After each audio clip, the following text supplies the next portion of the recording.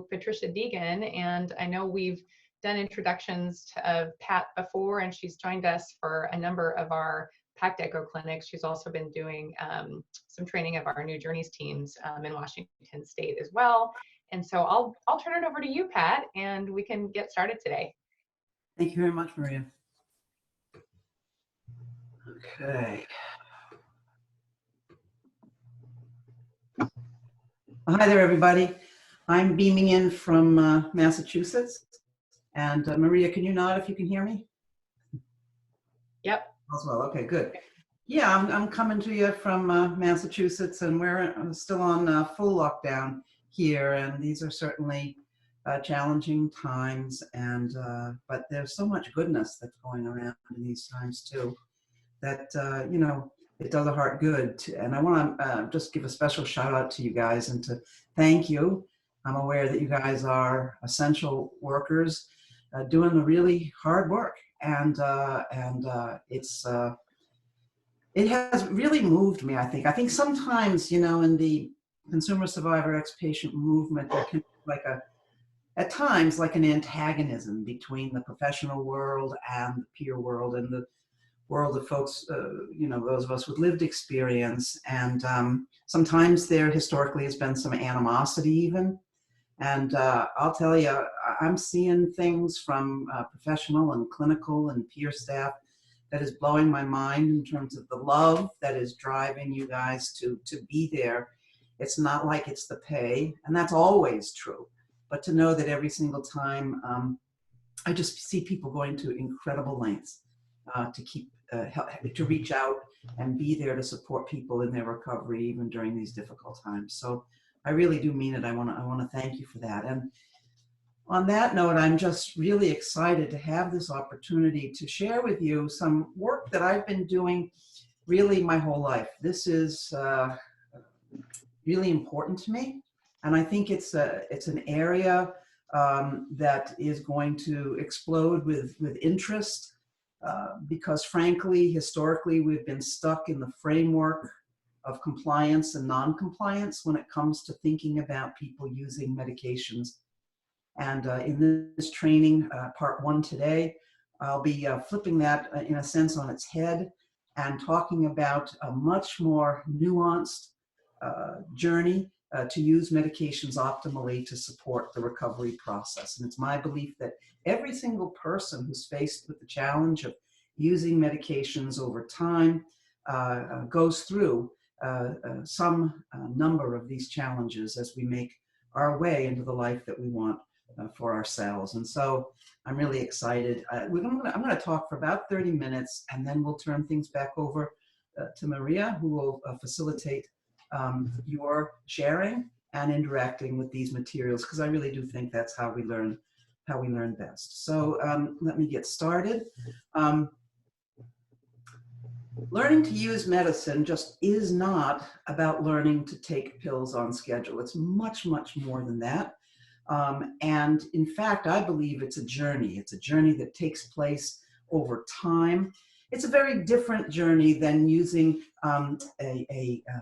over-the-counter aspirin to manage a headache. You know, that's a one-time, you know, acute situation. We get relief within 20 minutes, and we are back on our way. But we're talking about something very different when it comes to taking psychiatric medications over time. And the thing to keep in mind about this journey to use meds optimally is it's a very dynamic journey. It happens, yes, over time, but it, for many of us, also happens across the lifespan. So that as we're recovering, as we're growing, especially as what matters to me changes over time, so does the optimal use of medication. Think of it as a kind of algebra, as an equation where we need to be doing all sorts of balancing of trade-offs and asking, is it really worth it? These are the existential or the lived experience of using medicine. And it's so much more nuanced and complex than simply the binary compliance, non-compliance framework that we so often apply. So today I want to briefly describe the 8 challenges. I know you read my short piece in Psychiatric Services that was published, or that came out early in January.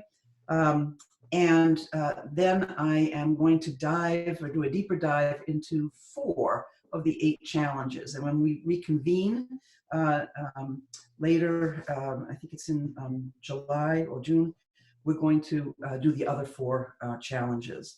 I do want to mention at the outset that I don't have a lot of academic references for this work I'm presenting to you today, because frankly, a lot of it comes out of my own lived experience and my struggles on that journey to pass through these challenges, but also after 30 years of working with to promote recovery and talking to lots and lots of my peers about what it takes to use medication optimally to support recovery. So I'm going to begin, like I said, with a high-level overview of the challenges. So the first challenge is taking medications passively. Now, I would argue that most of us start our journey here, and the challenge here is moving from passively simply taking meds, and the emphasis is on the word passive, to actively participating in the co-creation of health with my care providers, right? So that's a huge transition, very important. Another challenge, are these medicines helpful to me at this time in my life? And notice I put a time frame around that, not just this big broad question, are these meds helpful to me, but at this time in my life. That's where we get into that very dynamic tension within this journey to use medications optimally. The next challenge is self-medicating. And I think we all know about that. It's like, I like my drugs better than your drugs, or I like my drugs and your drugs. And this is a very, very prevalent challenge, and it's very tough. And we'll have more to say about it. Exploration. This challenge has to do with asking the question, can I go off of this medicine? There's nothing wrong with me. Why should I keep taking it? How will cultural traditions, can I use those instead of medicine, pill medicine?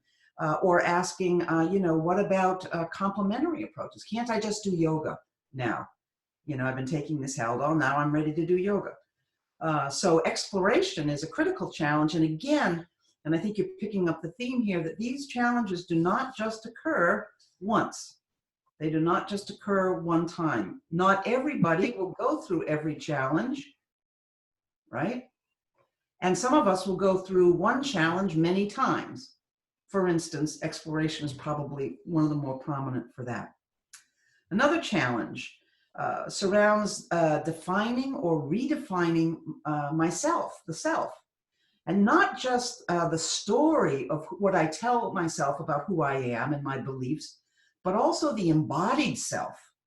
The embodied self goes through rather dramatic transformations very often in the use of psychiatric medications, and coming to terms with me on medicine, boy, that is hard, that is hard. And again, it is dynamic. It changes over time. You just think of it this way. I may be just coming out of my first hospitalization, and sure, I find myself gaining 40 pounds in the course of a year, but hey, I am staying out of the hospital and I'm back to school. Yay. That might be worth it. But at the same time, then my goals may change. And now my goals is about dating, and I want to look my best, and it's not cool. So this idea of how do I know myself as a person who is using medication over time? Another challenge is motivation. What is my unique motivation for using this medicine? That's very dynamic. And importantly, I think especially on PACT teams, is medication fatigue. I'm sick of being a guinea pig, and I'm tired of taking meds. And then trade-offs, of course, is huge.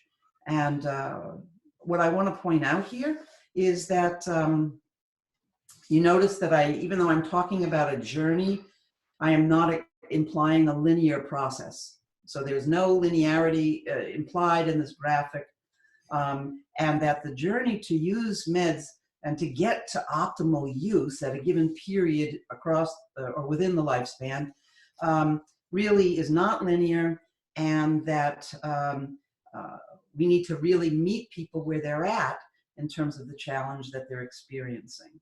But let's start at the end, which is optimal use, and ask, well, what the heck is that? What exactly is optimal use? And in many ways, I think it looks just like a regular day, like this couple taking a lovely walk in the park. That optimal use of medication is about finding within time that sweet spot where using medication, right, fades into the background, and doing what matters to me in my life comes front and center in my day, right? And more specifically, optimal use means using the fewest number of meds at the lowest effective dose. Optimal use means I have a personal reason that I can articulate about why I choose to use medicine, what my motivators are, that I am actively using medicine instead of passively being drugged by a judge, by an outpatient commitment, by my psychiatrist, okay? That I'm actively using it, and we'll have more to say about that. It means I've reached a point, at least for now, where the trade-offs make sense to me, and I feel that they're livable, that I feel that the risks and benefits, effects and side effects are balanced in my life. This is very simple, but it's the idea that I experience medicine as actually being helpful to me. It's amazing how many people are walking around saying, yeah, I take 9 pills, but I have no clue if they're helpful. Or the other way around, oh, these meds never helped me, therefore I'm not taking them. That makes good sense. So supporting people in articulating how meds are helping me. Optimal use also means finding a way to fit my image of self and my experience of my embodied self and bring that into alignment with the fact that I use psychiatric medications. And as I mentioned, I think a good idea for it is thinking of it as a kind of equational algebra, really. So let's hop in and do the first challenge. And like I said, we're going to move through, and we're going to do 4 today. The first challenge, passively taking medications. And for each of these challenges, I want you to be able to say, what does it sound like, right? What should I look for? What are key questions I can use? And what is a tool that I can use to help someone address this very challenge, right? So, what does it sound like? It sounds like this. The meds aren't making me better. I still have voices. I can't look for a job yet. I have no idea what this medicine is for. You need to tweak my meds. Okay, I'll bet you have heard this before. I certainly have many times, right? Some people ask me, well, why I can't look for a job yet? Why would that signify this particular challenge of someone being kind of trapped in passivity? And the reason is because someone who's saying I can't look for a job yet might be under the impression that they need to be completely stabilized and maintained in order to then go out and look for a job. And that is not what the literature, and there's a lot of it to support, supported employment model says, right? Okay, so then what do we look for? Of course, passivity, an expectation that it's your job as the staff to fix me, kind of approaching care like you would a car tune-up. Something's wrong with my car, I bring it in, I drop it off, you fix it, I take it home. Well, that's not how mental health services work, right? But not everybody knows that, and we rarely are clear about that with people. There's also this expectation, I would call it external locus of control, that people are looking outside of themselves for the answers, right? and yet don't feel a sense of self-efficacy internally. And this is really important. This stop sign, this red flag. When I'm working with teams, one of the things that I listen for, and that is a red flag for me, is that when teams start talking about tweaking meds, sometimes families talk about tweaking meds, and the reason is because it signals a kind of wishful, almost like magical thinking on the part of the teams. If we just tweak the dose, if we just tweak another medication, maybe, and it's like, well, wait a minute, why aren't we like helping someone develop their own personal sense of efficacy and the ways that they can more actively participate in the co-creation of their care? Okay, what to do? We're going to support this journey through this challenge by asking people a key question. What do you know? What do you do to feel better? And how does it help? So that's a template. It's a question. It's a great one.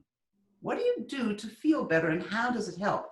I don't care, anywhere from someone coming into an emergency room to us having worked with them for 20 years. This is a question that we really can use to engage people and, in a sense, to help them get activated and to realize that what they are doing is also medicine. Okay, so this is where my concept of personal medicine comes in. Personal medicines are the things we do, it's not the stuff we take. So if you ask somebody, what do you do to feel better and how does it help? They might say to you, well, you know, I smoke a blunt and then I feel a lot better. Or someone might say, you know, I just start smoking cigarettes and it helps because it relaxes me. But we define personal medicine as being what we do, not what we take, right? So it's nothing that I ingest. So even being vegan and adopting a healthy, diet is the preparation of a lovely, healthy meal is personal medicine. The eating of the food is not. Okay, and so I put together an extremely abbreviated, but I think very powerful worksheet for you, and you have my permission to use these, about helping people discover their personal medicine. The top half just gives a summary of what personal medicine is about, and the lower half is actually the little exercise, right? And you notice there's a little scissors. You can cut this in half, and people can take that with them. These days, what people do more often is they take a photo of it and they keep it on their phone to remind themselves, this is my personal medicine and when I will use it, right? So there you see the template again. Ask yourself, what do I do to feel better and how does it help? You see some examples. What I do to feel better is read spiritual teachings, and it helps bring me peace so I can feel less anxious. What do I do to feel better is weed my vegetable garden, and it gets my mind off of troubles. What do I do to feel better is to look at photographs of my friends, and it reminds me I'm loved when I'm feeling bad about myself, right? So introducing this idea of personal medicine is huge, and doing it from day one, I believe, is essential to anybody wanting to support people in their journey to use meds optimally, because it introduces from day one, medicine is also what you do. Just like it says at the top, just like a cast can't heal a broken leg, psychiatric meds can't do all the work of getting us through mental health challenges. Meds can be helpful in helping us achieve our goals, but we have to get active too. That's the core message. That's what we want people to understand from day one and not lapse into this passivity. There's one other thing I want to briefly mention is to prescribe hope right from day one too. And that really helps people hope that I can get the life I want for myself.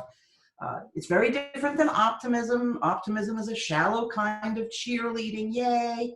No, that's not what I'm talking. It's a hard slog to make your way into the life you want for yourself, but it can be done, right? Prescribe hope. A typical challenge that is often made in our field is that we pair a message of hopeless chronicity with the message, oh, and by the way, you'll have to take antipsychotics for the rest of your life. And that is a recipe for non-compliance. That is a recipe for someone flushing those meds down the toilet at the earliest possible convenience. Why would I take a medicine and no, I can never be well, especially when it has noxious or unwanted effects. So prescribing hope is critical when we're talking to people about this challenge of moving through passivity. Okay, next challenge, discovering my motivation. What does it sound like? I hate taking these meds. Staff make me take it. I know you've heard some of these before. The judge says I must take it as soon as I'm off this court order. I'll get thrown out of my housing if I don't get the shot. My dad takes the car keys from me if he sees I'm not taking the meds. These are classic, right? So this is what we listen for. What does it actually look like? What it looks like are very often people who are on court-ordered treatment. People who have a history of coming off of medications with disastrous results when unsupervised, right? And finally, no particular buy-in to using medicine at all. And this reason is this challenge is very important because in order to use medicine, eventually we need to discover what's my personal motivation. I'm not going to do it very long for mom or for the judge. I got to find my reason. We got to listen for it.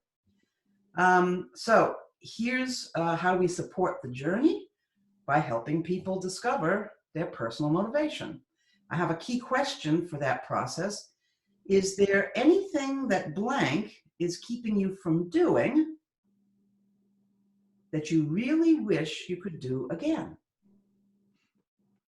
Is there anything that, let's say the person identifies with the word depression, is there anything that depression is keeping you from doing that you really wish you could do again? Now, I've recently read something by Sean Christopher Shea, who's a psychiatrist it's published in 2008. And this is referred to as an inquiry, in his framework, an inquiry into lost dreams. I wanted to reference that. I was doing this for myself personally way before, actually taking a picture of my personal motivators, and I would tape them to my pill bottle. And I would actually say out loud, this one is for, and it was what my motivator was. Anyway, I've got a worksheet for that. And I'm not a great worksheet person, but what I am, I'm good at making them though, but I don't hardly ever use them.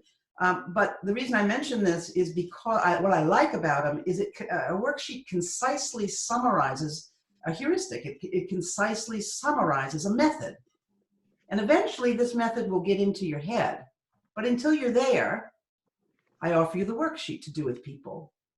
And I also love these particular worksheets because, again, you can cut out the bottom half. People can fold it in half and stick it in their pocket, or they photograph it and put it on their phones. Anyway, in the past, I was able to work and make money, but now my depression interferes with that. In the future, because the future also works, in the future, I want to be able to have unsupervised visits with my kids, but now using opiates interferes with that. So there's a two-step process here. We're going to discover my motivators, and I'm going to make a plan for staying motivated. So the template is there in the past or in the future. I was able to, but now blank interferes with that. And be careful when filling in the symptom or the challenge to use words that are meaningful to the person. If I don't think I, quote, have schizophrenia, and you keep suggesting I put that in the blank here, that's not going to work for me. I need to name what my challenge, my mental health challenge is, what my symptom is.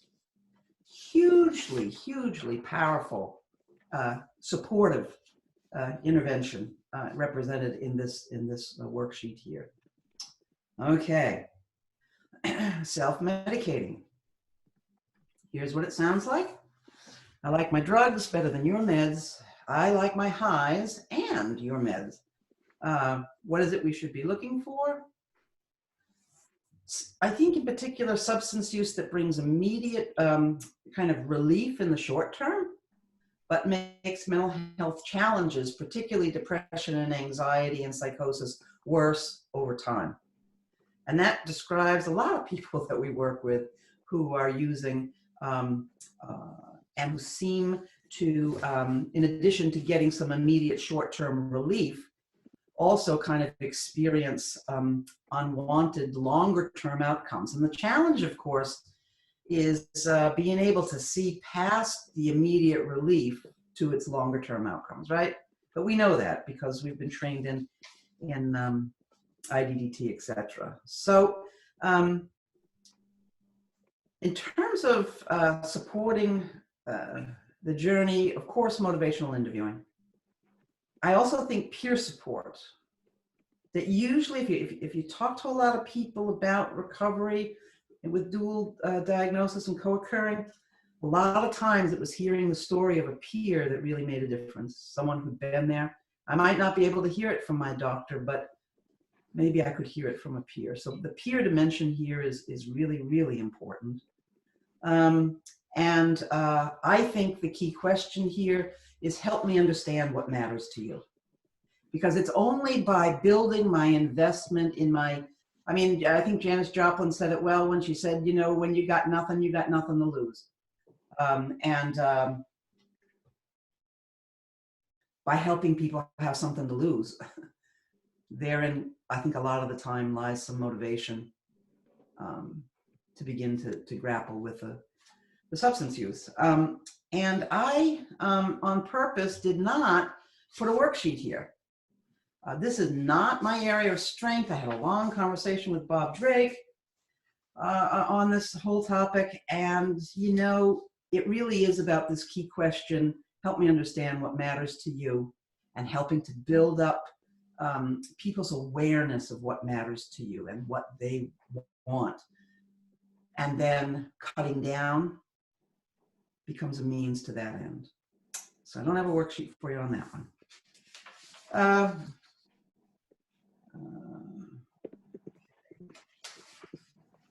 Now, med fatigue.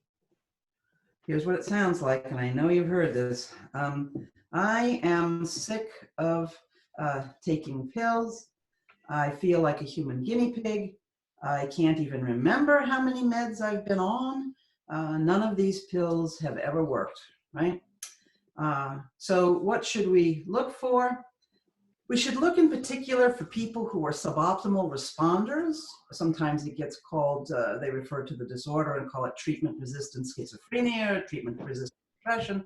I prefer that we talk about people whose response to the meds is suboptimal. A person who has a long history of using meds and lots of changes to the med regimen. Polypharmacy is rampant with folks in this situation where med fatigue is prominent.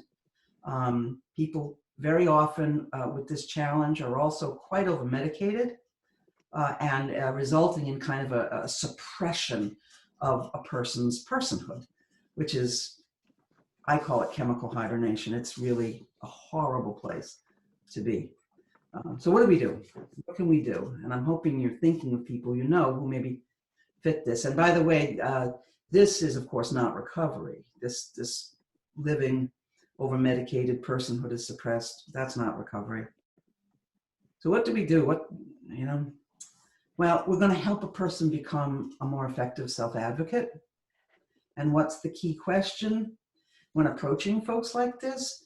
Do you think you're on too much, too little, or just the right amount of meds? People sometimes are stunned.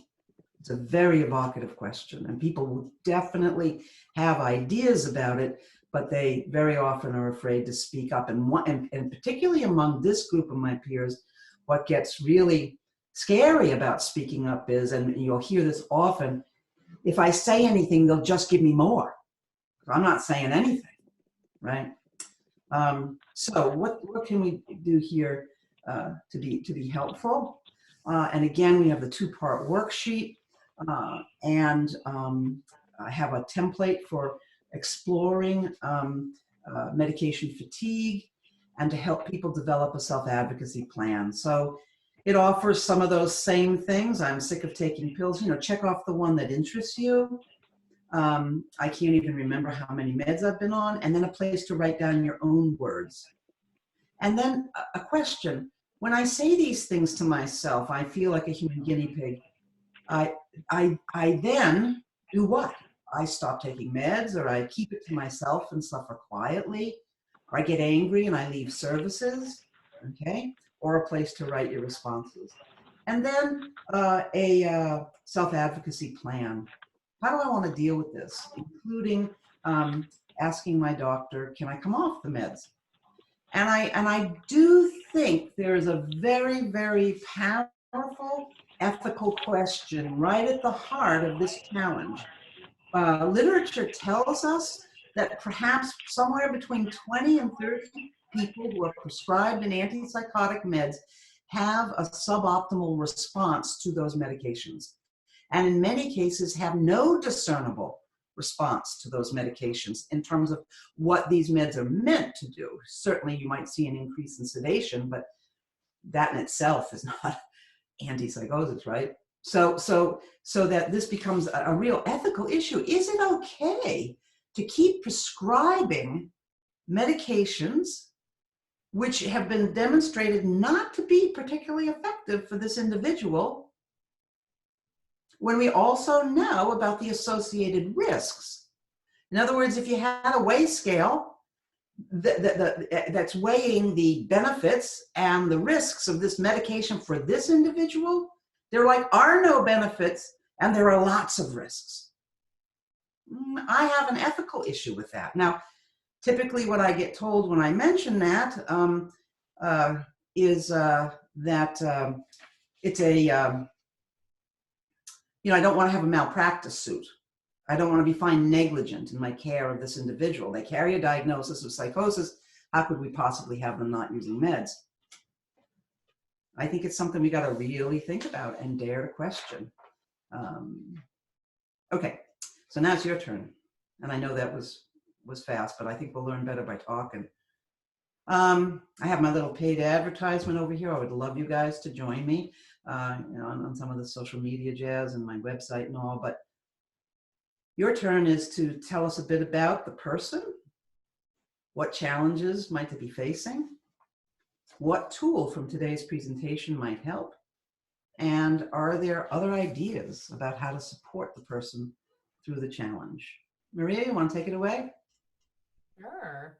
So as you all know, we sent an email out just sort of providing a little bit of homework and preparation for today, and also recognizing, you may have shifted a little bit after Pat has kind of provided more detail from, what was in her article, but really elucidated a lot more today. So while you may have had a chance to talk about it as a team, you may kind of be recalibrating a little bit sort of behind the scenes, thinking like, well, maybe it's a different thing going on with this person, a different challenge. I did want to point out, Pat, and just in kind of advance of the discussion, is that there's just these are not like discrete categories. They're really more of a Venn diagram, but there's some overlap here. For example, when you talked about self-medicating being the challenge, that overlaps, the tools overlap with what enhances motivation to take the medications, and they're kind of part and parcel somewhat of each other, but with some slightly different tools that could be used for that. So I guess I just, before we kind of maybe go to folks sharing what you all have had a chance to prepare, or if you haven't had a chance to prepare, kind of going through even individually and getting a sense of the questions here. Does anybody have any questions for Pat before we kind of jump right in? Or observations, y'all want to share related to her presentation today?